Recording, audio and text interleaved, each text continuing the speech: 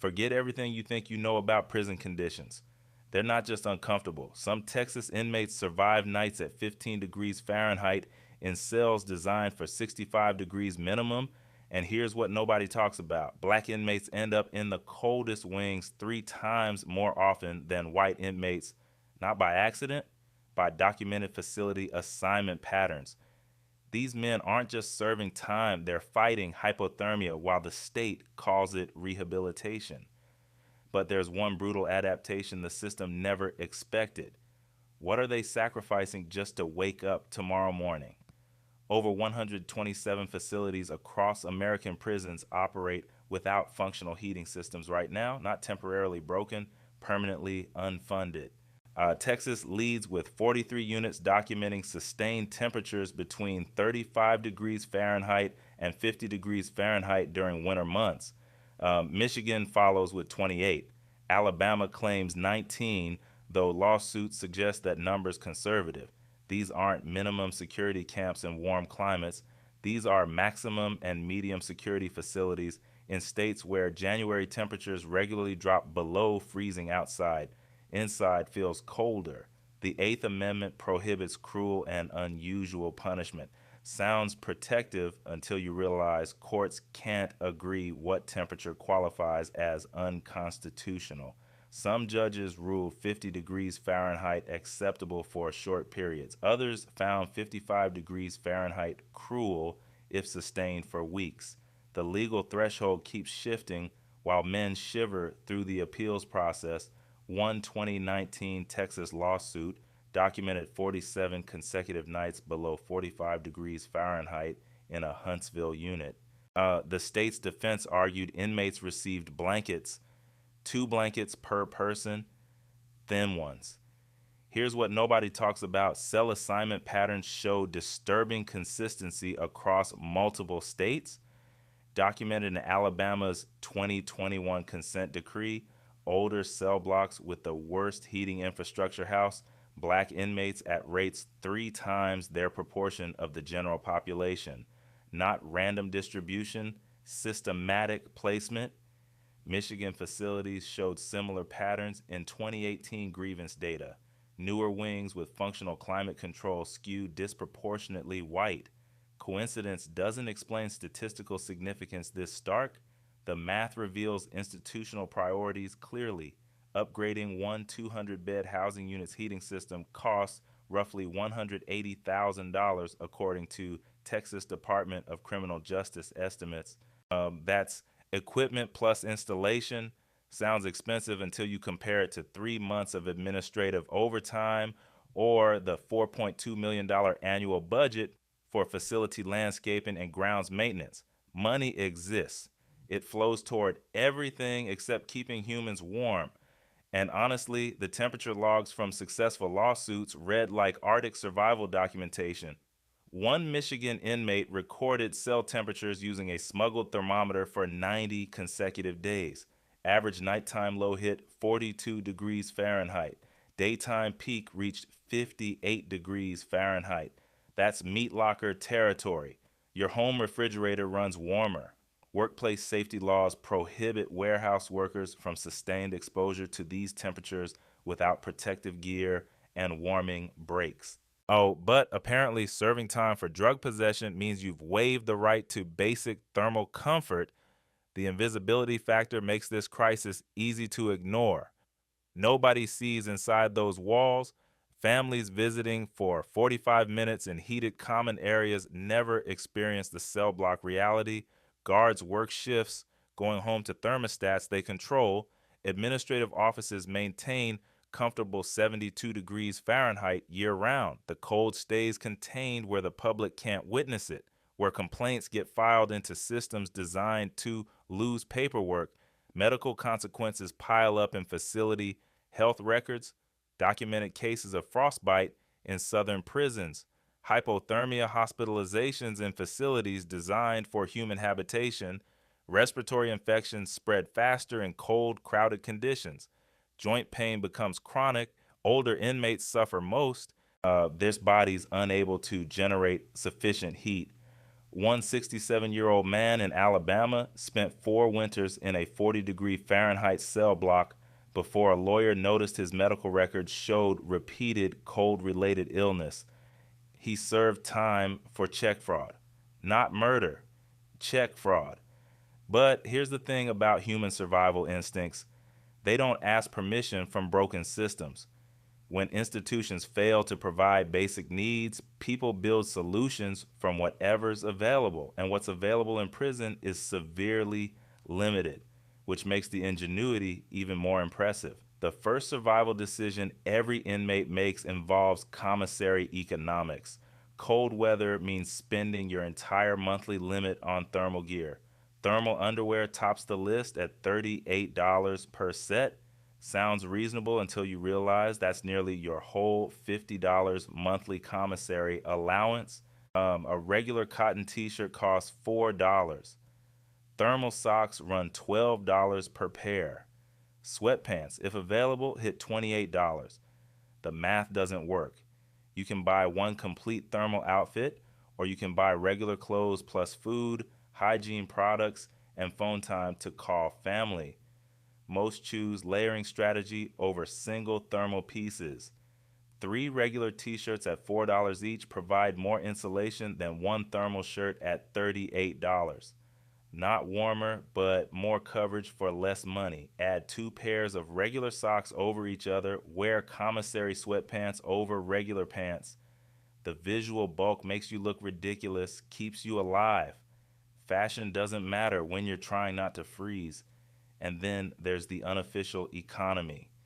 Inmates with money from outside buy extra clothing items specifically for trading. One thermal shirt becomes currency worth 3 regular shirts. 2 soups, and a favor. The commissary system wasn't designed as survival marketplace, but scarcity creates markets everywhere. Capitalism works even when the state tries to control supply. Newspaper becomes insulation material. Sounds ridiculous until you understand the physics. Air trapped between layers prevents heat transfer. That's how all insulation works. Inmates stuff newspaper between their shirt layers, between their pants and skin, even between 2 pairs of socks. The crinkle sound gives you away when guards walk past, but most ignore it.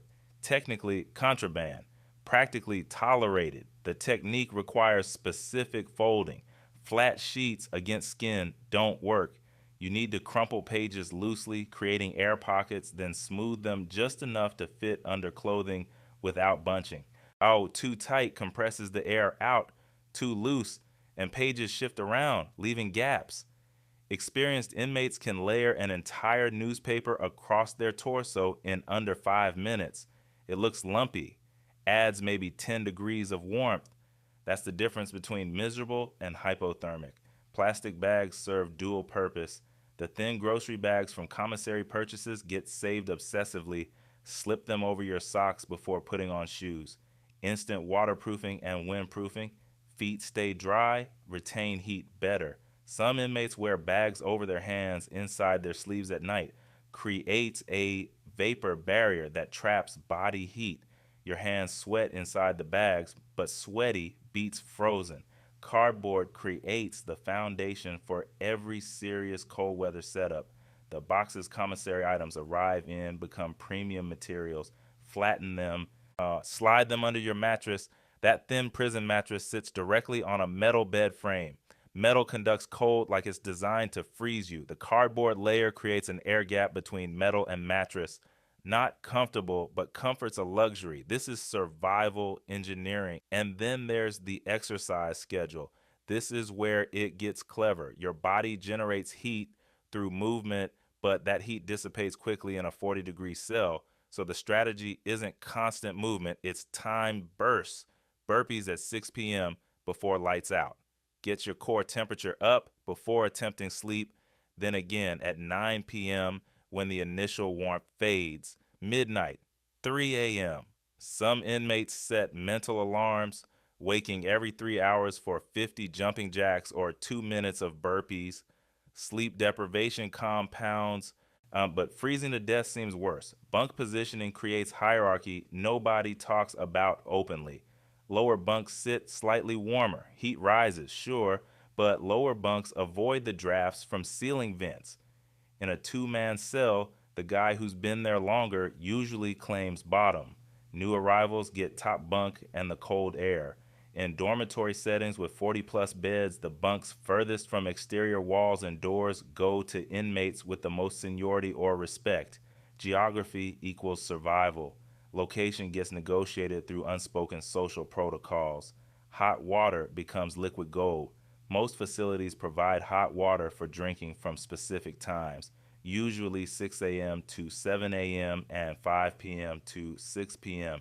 Inmates fill every available container during these windows. Commissary plastic bottles, old soap containers, anything that holds liquid and doesn't melt. You drink some hot, save the rest. A warm bottle tucked into your waistband or held against your chest radiates warmth for hours. By 10 p.m., it's lukewarm.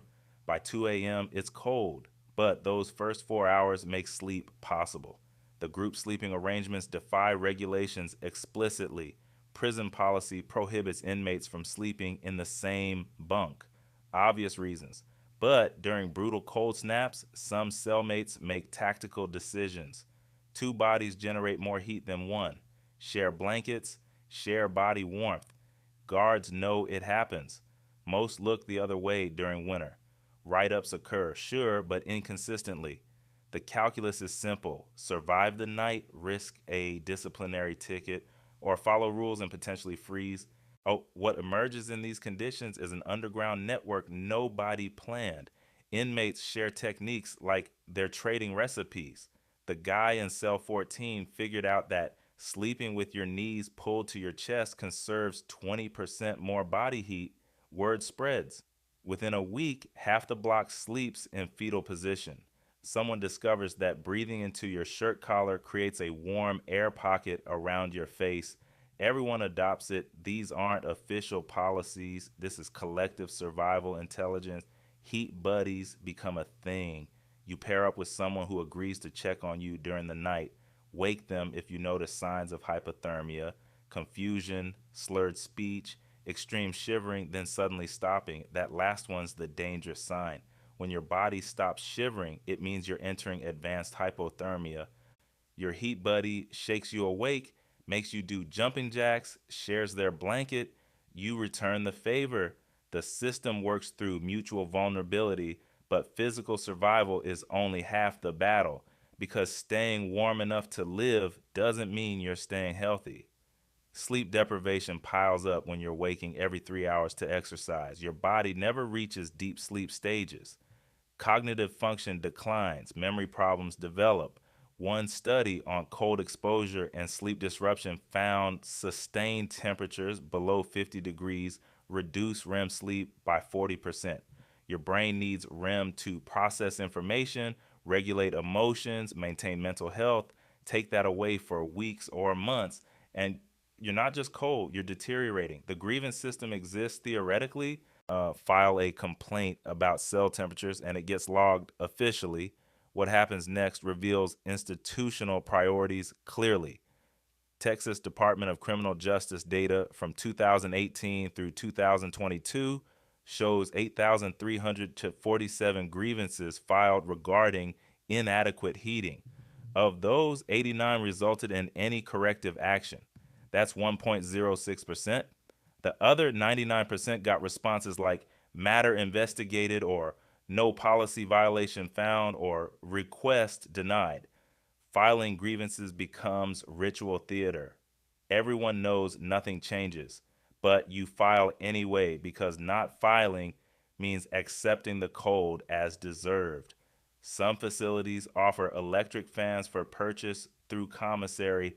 In summer, in winter, those same units refuse to stock space heaters or heated blankets, claiming fire safety concerns. The electric fans cost $35. Oh, a basic space heater retails for $25 at Walmart. The markup on commissary fans is 40%. The absence of any heating option is 100% neglect. Makes sense, right? Profit where possible. Provide nothing where survival is concerned. Medical sick call operates Tuesdays and Thursdays from 7 a.m. to 9 a.m. You write your name on a list. Wait. Eventually, a nurse sees you for roughly 4 minutes. Complaints about cold-related symptoms get remarkably consistent responses. Frostbite on fingers or toes receives ibuprofen. Respiratory infections from prolonged cold exposure get the same treatment. Sometimes they add a cough drop. The standard line goes something like, drink more water and stay warm. Stay warm in a 42-degree cell. Medical staff either lack awareness or lack authority to change conditions. Either way, treatment consists of pain management, not prevention. Documented cases of severe frostbite in southern prisons exist in lawsuit records. One Alabama inmate lost feeling in 3 toes permanently after 2 winters in an unheated block. Another developed chilblains so severe his finger swelled and cracked. These aren't frostbite cases you'd expect in Alaska wilderness survival. These happened inside buildings designed for human occupancy. The absurdity would be funny if the consequences weren't permanent. Respiratory infections spread through cold blocks like wildfire through dry brush. Close quarters plus cold air equals perfect conditions for illness transmission. Pneumonia rates in unheated facilities run 2.3 times higher than heated units, according to one 2020 public health study. Your immune system functions less effectively in sustained cold. Everyone knows this, except apparently the people deciding prison budgets. The commissary exploitation angle reveals itself clearly in cold months. Suddenly, the catalog features thermal items. Thermal socks at $14 per pair, thermal gloves at $22, thermal blankets at $65. These items appear November through February, disappear in spring. The thermal blanket costs nearly 6 weeks of minimum prison wages. For context, most inmates earn between 14 cents and 63 cents per hour. Calculate how many hours you'd need to work for a blanket that costs the facility maybe $15 wholesale. The math makes you angry. Guard dynamics vary wildly between facilities and individuals. Some guards genuinely try to help, provide extra blankets from storage, allow rule bending on newspaper insulation. One former Texas inmate described a guard who brought hand warmers from home, distributed them quietly during night rounds, acts of basic humanity that technically violate policy. Other guards use cold complaints as retaliation opportunities. File a grievance and suddenly your cell gets randomly searched. Your carefully constructed cardboard insulation disappears. Your newspaper layers get confiscated as contraband.